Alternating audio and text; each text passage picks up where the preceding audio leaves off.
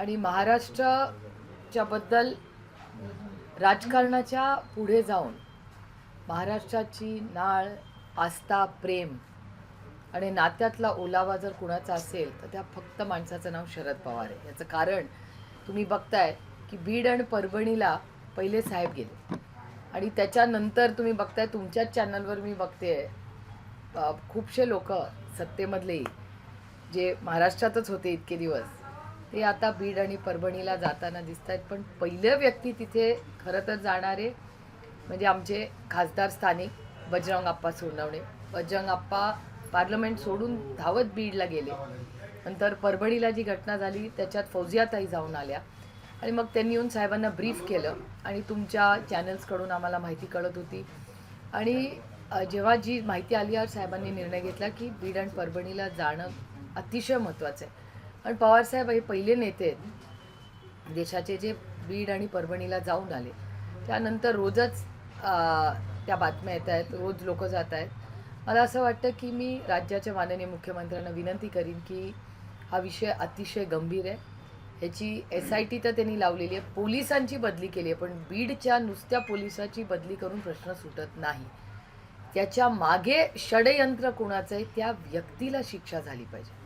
त्यामुळे मला असं वाटतं की पोलिसांवर कशाला अन्याय करताय. पोलीस आणि कदाचित कोणीतरी मोठ्या माणसांनी त्याच्या मागे त्याला ऑर्डर दिली असेल. आता ती व्यक्ती कोण आहे हे आपल्याला मुख्यमंत्री सांगू शकतील किंवा एकदा ती सगळी इन्क्वायरी झाल्यावर कळेल. आणि परभणीच्याही घटनेमध्ये तसंच आहे. परभणीच्या घटनेमध्ये नक्की काय झालं हे महाराष्ट्राला कळलंच पाहिजे. आणि ज्या क्रूर पद्धतीने या दोन्ही घटना झाल्या आहेत या आपल्या सुसंस्कृत पुरोगामी विचाराला न शोभणार. काल राहुल गांधी परभणीला आले होते. काल त्यांनी सोमनाथ सूर्यवंशीच्या कुटुंबाला भेट दिली आणि यानंतर त्यांनी माध्यमांशी संवाद साधताना असं म्हटलंय की सोमनाथ सूर्यवंशी हा केवळ दलित असल्यामुळे त्याची हत्या केली गेली. तुम्हाला असं वाटतं का की पुरोगामी महाराष्ट्रात असे प्रकार घडू शकतात? आता घडतायत ना. म्हणजे दुर्दैव आहे की बीड आणि परभणीमध्ये ज्या दोन्ही घटना झाल्या ह्या म्हणजे अस्वस्थ करणाऱ्या आहेतच ना. म्हणजे मला अजूनही विश्वास बसत नाही की तुमच्या आणि माझ्या महाराष्ट्रात अशा घटना होऊ शकतात. जे धक्कादायक आहे, ज्या गोष्टी एखाद्या नॉवेलमध्ये किंवा एखाद्या सिनेमामध्ये ज्या आपण पाहिलेल्या आहेत ते वास्तव आज महाराष्ट्रात होत आहे. म्हणजे बीड असेल किंवा परभणी दोन्हीमधल्या जर डिटेल, आणि मी तर काही फील्डवर नव्हते, आम्हाला बातम्या कुठून कळतात, स्थानिक लिडरशिपकडून किंवा प्रेसमधून. मी महाराष्ट्राच्या सगळ्या मीडियाचे मनपूर्वक आभार मानते की तुम्ही रोज सातत्याने जी ग्राउंड रियालिटी आहे ती फक्त राज्याला नाही देशाला दाखवत आहे. कारण ही जी घटना झाली अशी ही कुठल्याही राज्याला नाही आपल्या देशाच्या संस्कृतीला न शोभणारी आणि धक्कादायक आणि अस्वस्थ. म्हणजे काहीतरी कुठेतरी चुकतंय. आणि जर ह्याच्यात ह्या दोघांना न्याय मिळाला नाही तर पुढचा महाराष्ट्र कसा असेल. म्हणजे माझ्या मनात भीती वाटते मला. आणि मला महाराष्ट्रात फिरताना कधीही भीती वाटलेली नाही. पहिल्यांदा जेव्हा मी तुमच्याच चॅनलवर महिलांना बघता रडताना बघते, अस्वस्थ, आणि महिला म्हणतात की आम्हाला भीती वाटते. 21व्या शतकामध्ये महिला आरक्षणाचं बिल याच सरकारने आता आणलं, लाडकी बहीण म्हणून एवढा निधी दिला, पण मग महिलेची सुरक्षितता ही आपली कुठल्याही सरकारची जबाबदारी नाही का. त्यामुळे माझ्या देवेंद्र फडणवीसांकडून खूप अपेक्षा आहे की ते महाराष्ट्राच्या दोन्ही कुटुंबांना नाही महाराष्ट्राला त्यांनी न्याय द्यावा. एवढा मोठा मॅन्डेट या राज्याने त्यांना दिला आहे. एवढा मोठा मॅन्डेट असताना 2/3 मेजॉरिटीजपेक्षा जास्ती त्यांच्याकडे आज मेजॉरिटी आहे. असं असताना महाराष्ट्राच्या जनतेने एवढी पण अपेक्षा करू नये त्यांच्याकडून की त्यांना न्याय मिळावा. बीडमध्ये जे प्रकरण झालं यामध्ये वाल्मिक कराडांचं नाव येते आणि वाल्मिक कराड हे धनंजय मुंडेंचे निकटवर्तीय मानले जातात. अशातच मराठा क्रांती मोर्चाच्या वतीनं धनंजय मुंडेंना या गुन्ह्यामध्ये अटक करावी आणि त्यांच्या मंत्रिपदाचा राजीनामा घ्यावा अशी मागणी आता राज्यातून मराठी क्रांती मोर्चाच्या माध्यमातून केली जाते. मला असं वाटतं की या सगळ्या प्रश्नांची उत्तरं या राज्याचे गृहमंत्रीच देऊ शकतील. कारण इतका उशीरही होतोय. म्हणजे असेंब्लीमध्ये ज्या पद्धतीने, म्हणजे मी मनापासून कौतुक करीन रोहित पवारांचं, संदीप क्षीरसागर, त्याबरोबर जितेंद्र आव्हाड. पण मी जरी विरोधी पक्षात असले आमच्या तरी सुरेश धस आणि नमिता मुंद्रा त्यांचंही कौतुक दोघांचंही करीन की त्यांनी सगळे राजकीय मतभेद बाजूला ठेवून आपल्या जिल्ह्याची ज्या पद्धतीने त्यांनी मांडलं आहे हे खरंच कौतुकास्पद आहे. अन्यायाच्या विरोधात कधीतरी आपण सगळ्यांनीच राजकीय मतभेद बाजूला ठेवून महाराष्ट्रासाठी आपण लढलं पाहिजे आणि बीड आणि परभणीसाठी मला असं वाटतं सगळे राजकीय मतभेद बाजूला ठेवून आपण सगळ्यांनी आपल्या राज्यासाठी लढलं पाहिजे. आणि आमची माफक अपेक्षा आहे की ज्यांना एवढा मोठा मॅन्डेट या राज्याने दिला आहे, एवढ्या मोठ्या संख्येने त्यांचे लोक निवडून आलेत, मग त्यांनी तर न्याय द्यायलाच पाहिजे या राज्याला.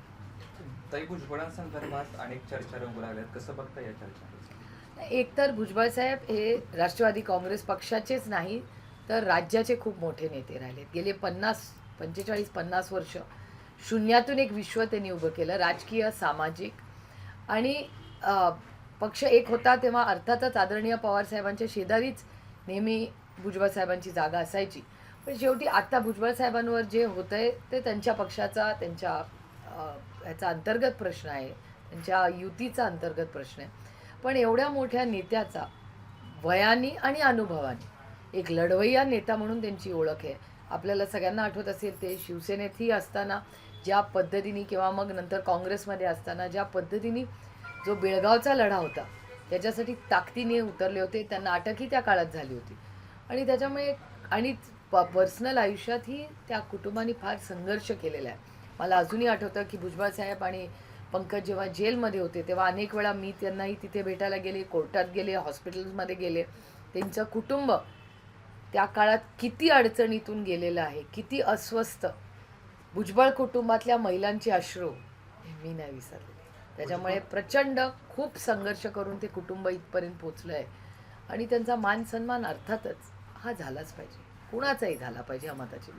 भुजबळांना त्यांच्याच पक्षातून विरोध होते. उदाहरणार्थ आता माणिकराव कोकाटे त्यांच्याकडे सातत्यानं बघतात. जरी विरोधी पक्षातला असलं तरी काय भावना आहे तुमची? तो त्यांच्या पक्षाचा अंतर्गत प्रश्न आहे. ह्याचं उत्तर मला विचारलं पाहिजे, तुम्ही त्यांच्या पक्षाच्या नेत्यांना विचारलं पाहिजे, मी कसं सांगणार. त्यांनी देवेंद्र फडणवीस यांची देखील भेट घेतलेली आहे. एका सशक्त लोकशाहीमध्ये कोणी कोणाला भेटायचं ते प्रत्येकजण ठरवतं. ताई, बारामतीत 3 हत्या झालेल्या आहेत 6 महिन्यांमध्ये. 2 दिवसांपूर्वी देखील एक हत्या झाली आहे. कसं बघता, बारामतीतला क्राईम वाढते असं वाटतं? नाही, data speaks louder than words. म्हणजे डेटा जास्त सांगतो. कुणावर आरोप प्रत्यारोप करण्यापेक्षा डेटा हा समोरच आहे ना. पुणे जिल्ह्यात कोयता गँग असेल किंवा आता या ज्या घटना आहेत याच्याबद्दल मी एस पींशीही अनेक वेळा बोललेले. ही बारामतीची घटना झाल्यावरही मी त्यांच्याशी बोललेले. आणि हा राज्यातला नाही, हा फक्त महाराष्ट्रातल्या अनेक जिल्ह्यांमध्ये क्राईम वाढलेला दिसतोय. आणि क्राईमचं एक मोठं कोरिलेशन इकॉनॉमिक्सशी असतं. जगामध्ये तुम्ही कुठेही बघा, क्राईम जेव्हा वाढतो ह्याचा अर्थ त्याच्यात एक खूप मोठा इम्पॅक्ट हा फायनान्स म्हणजे नुसते पैसे नाही, इकॉनॉमीचा असतो. आणि तुम्ही बघा, क्राईम वाढला ह्याचा अर्थ इकॉनॉमी ही स्लो डाऊन झालेली असते. आणि ह्या क्वार्टरमध्ये तुम्ही बघितलं असेल तर ग्रोथ ही अतिशय कमी झालेली आहे. केंद्र सरकारचा सगळा डेटा दाखवतो की ह्या क्वार्टरमध्ये आणि पुढचे काही क्वार्टर्स आणखीन स्लगिश ग्रोथ दिसेल. FDIs भारतात येत नाही आहेत. त्याच्यानंतर महागाई तर वाढलेलीच आहे, बेरोजगारी वाढते. आणि सरकारचा डेटा, मनरेगाचे नंबर्स बघा ना, नरेगाच्या नंबर्समध्ये केवढा मोठा वाढ झालेली. याचा अर्थच तो की नरेगाचा डिमांड वाढत चालला आहे. याचा अर्थ याचं कोरिलेशन किती सोपं आहे करणं. त्याच्यामुळे economy is under lot of pressure. आत्ताच मी दिल्लीमध्ये 4 आठवडे पार्लमेंटमध्ये अनेक आमची चर्चा झाल्या. अनेक वेळा दुर्दैवाने हाऊस चाललंही नाही, पण अनेक ज्या चर्चा झाल्या त्याच्यामध्ये इकॉनॉमी स्लगिश झालेली आहे हे सरकारही कबूल करते. त्याच्यामुळे आता पुढचे काही महिने हे कसे असतील किंवा ग्रोथ वाढवण्यासाठी किंवा कन्झम्पशन वाढवण्यासाठी भारत सरकार काय करणार आहे ह्याच्यात क्लॅरिटी आली नाही. आणि परवाच्या GST काउन्सिलमध्येही आमच्या खूप अपेक्षा होत्या GST काउन्सिलकडून, पण ती चर्चा फक्त पॉपकॉर्नमध्येच राहिली. हे खूप दुर्दैव झालं, कारण आमच्या जास्त अपेक्षा होत्या की ह्या सरकारने जास्त काही इन्सेंटिव्स द्यावे लोकांना आणि ॲग्रिकल्चरवरचे जे GSTs आहेत त्या शून्यावर आणाव्या अशी आमची अनेक वर्षाची मागणी होती. अधिवेशन पार पडले, भारतातल्या लोकांना या अधिवेशनातून काय मिळालं? खरं तर हे दुर्दैव आहे की हाऊस चालवणं ही जबाबदारी आमची नसते, ही ट्रेडिशनली सत्ताधाऱ्यांची असते. आणि आमची अपेक्षा होती की पार्लमेंटरी अफेअर्स मिनिस्टर, एकतर माझे आणि किरण रिजिजूंचे वैयक्तिक संबंध अतिशय चांगले आहेत, अनेक वर्ष आम्ही एकत्र काम केलं आहे. पण आम्हाला दुःख एका गोष्टीचं झालं की अर्ध्या वेळेस आम्ही फक्त विरोध केला नाही, पण सत्तेमधलेही खासदार उठून रोज घोषणा देत होते. हे मी पहिल्यांदाच खरं तर पाहिलं की सत्तेमधले लोक हे आंदोलन करतायत, प्लॅकार्ड्स दाखवत आहेत, पार्लमेंटच्या बाहेर त्या सगळ्या ज्या शिड्या आहेत तिथे उभे आहेत. आणि हे मी पहिल्यांदा पाहिलं की एवढ्या मोठ्या संख्येने सत्तेतले लोक पार्लमेंटच्या बाहेरही आणि आतही आंदोलन करत आहेत. आणि आम्ही सगळेच आमचे मतदारसंघ, इथली राज्यातली प्रत्येक देशातले सगळे आपली मतदारसंघ राज्य सोडून दिल्लीत येत आहेत. आणि आम्ही तर सगळे चर्चेला तयारच होतो. अनेक वेळा आम्ही विनंती करत होतो की चर्चा घेऊया, करूया. 2-4 मुद्द्यांवर झाली चर्चा, पण आमची अपेक्षा होती की जास्त चर्चा व्हावी. पण दुर्दैवाने तेवढी चर्चा होऊ शकली नाही ह्या पार्लमेंटमध्ये. आणि मला विचाराल तर एक मोठी इकॉनॉमीवर ही चर्चा होणं अतिशय गरजेचं होतं. कारण का पुढचे काही महिने ह्या राज्यात आणि देशात कसे जाणार आहेत, महागाई कंट्रोल कशी करणार आहे, फिस्कल डेफिसिट कसं कंट्रोल होणार आहे, अनएम्प्लॉयमेंट ह्याच्यामुळे वाढणार आहे, FDIs वाढत नाही आहेत, एक्सपोर्ट्स कमी झाले आहेत कारण का ग्लोबली स्लोडाऊन झाला आहे. तर त्याच्यामुळे आपल्या इकॉनॉमीमध्येही त्याचा इम्पॅक्ट झालेला आहे. तर ग्लोबल स्लोडाऊनमुळे त्याचा इम्पॅक्ट आपल्या इकॉनॉमीवर होऊन आपण काय करणार आहे, त्याच्यासाठी आपण काय चेक्स अँड बॅलन्सेस करतोय याच्यावर काही चर्चा किंवा सरकारकडून आम्हाला उत्तर आलं नाही. मी स्वतः डिमांड्स फॉर ग्रांट्सवर बोलले आणि हे सगळे मुद्दे मी स्वतः फायनान्स मिनिस्टरच्या समोर मांडले होते. निवडणुका झाल्यानंतर आता इलेक्ट्रॉनिक पुरावे मिळणार नाही असं एक नोटिफिकेशन काढले, कसं बघताय नोटिफिकेशन? खरं तर राईट टू इन्फॉर्मेशन, पारदर्शक कारभार असावा असं माननीय मनमोहन सिंग साहेबांचं सरकार असताना एक मोठं धोरण, ट्रान्सपेरन्सी अँड अकाउंटेबिलिटी. आणि आजच्या तंत्रज्ञानाच्या जगामध्ये खरं तर ट्रान्सपेरन्सी, AI एवढा मोठा आर्टिफिशियल इंटेलिजन्स किंवा ॲल्गोरिदम्समुळे आपली आयुष्य इतकी बदलत आहे, तर जग हे तंत्रज्ञानाने आणखीन पारदर्शक करणं खरं सोपं आहे. मला आश्चर्य वाटलं की 2 दिवसापूर्वी ज्या पद्धतीने इलेक्शन कमिशनची जी नोटीस तुमच्याच सगळ्या वर्तमानपत्रात आणि चॅनल्समध्ये मी पाहिली, ती प्रचंड अस्वस्थ करणार होती. कारण उलट ट्रान्सपरन्सी आणखीन आली पाहिजे ना, आणि तंत्रज्ञानामुळे ती एका बटननी होते आणि आणखीन सोपी होते. तर ती बंद का होते? खरं तर काँग्रेस एक केस जिंकली हरियाणाच्या ह्याच्यानंतर, हरियाणाच्या इलेक्शननंतर कोर्टात काँग्रेसला काही माहिती हवी होती हरियाणाच्या इलेक्शनसाठी, त्यातले काही डेटा हवा होता आणि ती केस काँग्रेस पक्ष जिंकला.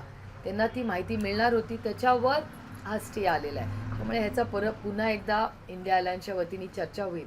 कारण मला असं वाटतं की राईट टू इन्फॉर्मेशन जे मनमोहन सिंग साहेबांनी आणलं आणि मोदीजी जेव्हा देशात प्रधानमंत्री झाले त्यांनी त्याचा पुन्हा विचार केला. त्याच्यामुळे ही कमी का होते माहिती, हा एक गंभीर प्रश्न आहेच आणि अस्वस्थ करणार आहे. बारामती विधानसभा मतदारसंघातून योगेंद्र पवारांचा पराभव झाल्यानंतर मतपडताळणीसाठी अर्ज केला होता, परंतु तो मागे घेण्यात आला. नेमकी कारण काय आहे त्या मागे घेण्यात? आणि मला असं वाटतं की आम्ही ठरवलंय की लेट्स मूव्ह ऑन.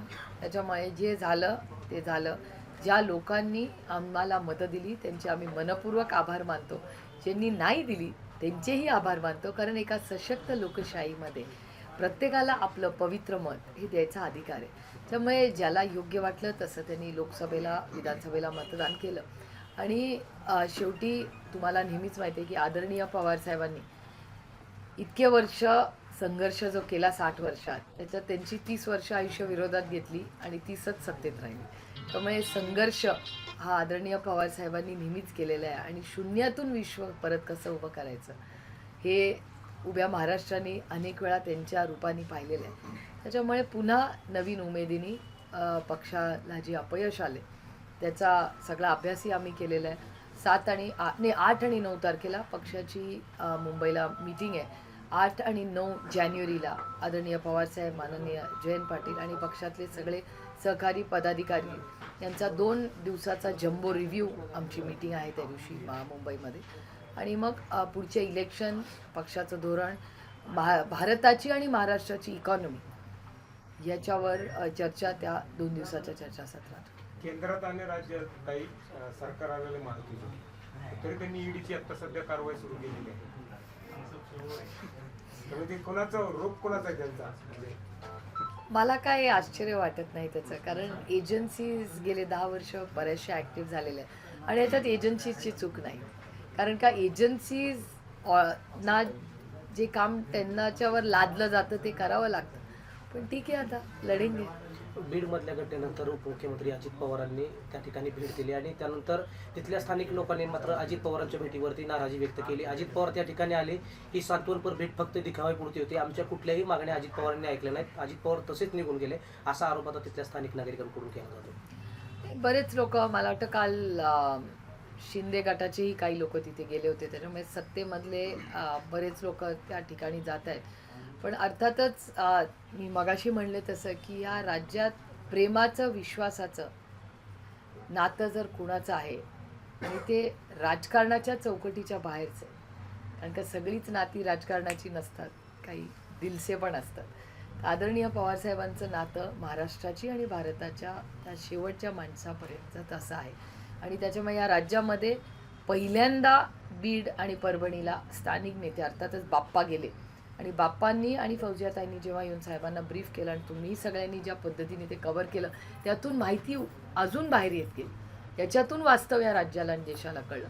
म्हणून पवारसाहेब दिल्लीवरनं सरळ परभणी आणि बीडला गेले आणि त्यानंतर बरेच नेते जात आहेत तिथे. पण माझी अपेक्षा आहे की ह्या दोन्ही ठिकाणीमध्ये अतिशय संवेदनशीलपणे महाराष्ट्राच्या एवढ्या जनतेने एवढं मोठं या सरकारला मॅन्डेट दिलं आहे, त्यांनी महाराष्ट्राला न्याय दिला पाहिजे. हिंदी हिंदी एक सवाल है। महाराष्ट्र में बीड और परभणी में घटना हुई है, इसके बारे में क्या कहेंगे? बीड और परभणी में जो घटना हुई, ये इसका खंडन हम सब ने पहले दिन से किया है. बाकी हमारे सांसद श्री बाप्पा सोनावणे वहाँ पहले बजरंग अप्पा गए थे और फौजिया ताई भी हमारी वहाँ की सांसद है, वो दोनों वहाँ गए, उन्होंने आके पवार साहब को ब्रीफ किया और दोनों जगह जाने वाले पहले राष्ट्रीय नेते ये आदरणीय पवार साहब थे, वो वहाँ गए. और उसके बाद आप देख रहे हैं 2-3 दिन से बहुत सारे राज्य के और देश के नेता भी वहाँ जा रहे हैं. और मैं तहे दिल से महाराष्ट्र की मीडिया की बहुत बहुत आभारी हूँ कि ये जो अन्याय और जो घटना बीड और परभणी में हुई है वो किसी भी राज्य को शोभा नहीं देती और हमारे संस्कारी भारत को तो शोभा बिल्कुल नहीं देती. और हमारी अपेक्षा है कि अब महाराष्ट्र में इतना बड़ा मैंडेट बीजेपी और उनके मित्र पक्षों को दिया है, तो हम उम्मीद करते हैं कि वो हमारे सारे जो लोग हैं उनको न्याय दे. और हमारी अपेक्षा इस राज्य के होम मिनिस्टर से है कि वो उन्होंने एक स्टेटमेंट भी किया है, लेकिन स्टेटमेंट सिर्फ बदलियों से नहीं होता, क्योंकि उन्होंने सिर्फ पुलिस को निकाला है. पुलिस की क्या अकेले की गलती नहीं है उसमें, शायद उसके पीछे किसी का ऑर्डर भी हो, तो उसके पीछे कौन है ये इस राज्य और देश को समझना चाहिए और उसको फांसी होनी चाहिए दोनों केसेस में. अभी शीतकालीन शत्रु हुआ है, क्या क्या मिला है इस देश को? और हंगामे भी बहुत काफ़ी हुआ, अमित शाह ये हंगामा तो दोनों तरफ से हुआ है. मैंने तो पहली बार देखा है, क्योंकि हाउस चलाना ये सरकार की जिम्मेदारी होती है और सरकार की तरफ से ही इतने आंदोलन हुए, मतलब विपक्ष से ज़्यादा आंदोलन इस बार तो सरकार ने किए. तो ऐसा सबको लग रहा था, मीडिया भी दिल्ली की कह रही थी कि शायद सरकार ही हाउस चलाना नहीं चाहती थी. और जिस तरह से सरकार ने संसद के अंदर भी आंदोलन किया, बाहर भी किया. और हम चाहते थे, हम तो रोज़ कहते थे सरकार को कि हम चर्चा चाहते हैं. 2-4 मुद्दों पे ज़रूर चर्चा हुई. बैंकिंग का जो बिल आया उस पे हुई, डिमांड्स फॉर ग्रांट्स पे हुई और संविधान पे चर्चा हुई, लेकिन बहुत सारे दूसरे भी बिल थे जिस पे हम बोलना चाहते थे, चर्चा चाहते थे, लेकिन हो नहीं पाई. ये बहुत दुख की बात है. 2 दिवसापूर्वी अजित पवारांचा बारामतीत मेळावा झाला आणि ते असं म्हटले की जे समोरच्या गटात आहेत, म्हणजे तुमच्याच पक्षातील समोरच्या गटातले लोक म्हणतात की आपण एक असतो तर एक झालं असतं, बरं झालं असतं, आता लोक नेऊन भेटतात. कसं बघताय वक्तव्याला? नाही, एका सशक्त लोकशाहीमध्ये सगळ्यांना भेटतं. म्हणजे मी तर दिल्लीत रोज 5-6 मंत्र्यांना भेटते, कारण का महाराष्ट्रातली कामं असतात, देशातली कामं असतात. आणि दिल्लीमध्ये तरी म्हणजे माझे वैयक्तिक संबंध सत्तेमधले आज जे कोणी मंत्री आहेत त्याच्या प्रत्येकाशी आहेत, कारण का तो मी माझी वैयक्तिक कामं घेऊन जात नाही तिथे. मी राज्यातली देशाचे पॉलिसी लेवलला काम करत जातो. म्हणजे मी खरं तर जाहीरपणे आत्ता सांगून तुम्हाला की आता हे जे साहित्य संमेलन आहे, ज्याचे अध्यक्ष आदरणीय पवारसाहेब आहेत, त्यांनी सगळ्यांना आमंत्रण दिले आहे. माननीय प्रधानमंत्री त्या कार्यक्रमाला येणार आहेत दिल्लीला, जे फेब्रुवारीमध्ये आहे. त्याला मी स्वतः फॉलोअप केला आणि अश्विनी वैष्णवांची मी मनापासून आभार मानते की आपल्यासाठी स्पेशल ट्रेन्स त्यांनी केले. म्हणजे आम्ही जाऊन अश्विनीजींना मी विनंती केली त्यांनी लगेच त्याला होकार दिला. आता जी मुरली मोहोळ आहे त्यांच्याशीही मी बोलले. आम्ही सगळे मिळून ते काम करतोय. कारण का हे साहित्य संमेलनाचं महाराष्ट्रासाठी काम आहे. ही काय मी माझ्यासाठी ट्रेन मागत नाही. हे काय माझ्या घरचं काम वैयक्तिक नाही आहे. आम्ही सामाजिक कामासाठी निवडून जातो. कॉन्फ्लिक्ट कधी येतो? जेव्हा वैयक्तिक कामासाठी जातो. आम्ही पब्लिक लाईफमध्ये, आणि माझं भाग्य की माझी वैयक्तिक कामं फार कमी असतात मंत्र्यांकडे. त्याच्यामुळे सामाजिक कामासाठी कुठल्याही मंत्र्याकडे जाणं याच्यात काही गैर काय, आणि ह्याच्यासाठीच तर तुम्ही मला निवडून पाठवलं नाही. त्यामुळे माझा पार्लमेंटरी परफॉर्मन्स हा देशाचा उत्तमच असला पाहिजे आणि पहिलाच असला पाहिजे. नाही तर कशाला तुम्ही एवढं विश्वासाच्या नात्याने मला देता. त्यामुळे मंत्र्यांकडे जाणे, आपल्या मतदारसंघातली, आपल्या राज्यातली चांगल्या पॉलिसीजवर काम करणं, महागाई, बेरोजगारी या सगळ्या प्रश्नांवर चर्चा करून पुढची काही राज्यातल्या पॉलिसी, कारण का दुर्दैवाने एक मला वाईट वाटतं, मीही जेव्हा टी व्ही बघते मला आश्चर्यही वाटतं की हेडलाईन्स असतात कुठल्या विषयांवर, आणि मला असं वाटतं अरे पॉलिसी पे चर्चा कब होगी इस देश में. आणि इकॉनॉमीवर चर्चा ही आम्हाला आग्रहाची विनंती होती सरकारला की एक सविस्तर पॉलिसीवर चर्चा करा पार्लमेंटमध्ये. पण दुर्दैवाने ती झाली नाही. ताई, दादा म्हटले की मी एवढ्या टर्म मी आमदार झालो किंवा मंत्री झालो, एवढा विकास केला नाही, पण आता ह्या टर्मला मी इतका विकास करणार, ह्याच्यापेक्षा डबल करणार. मग आपल्याकडे काय फॉरेन होणार का? चांगली गोष्ट आहे. स्वागत केलं पाहिजे आपण विकासाचं. विकासाचं स्वागत कुठल्याही भागामध्ये विकास होत असेल तर त्याचं आपण स्वागतच केलं पाहिजे.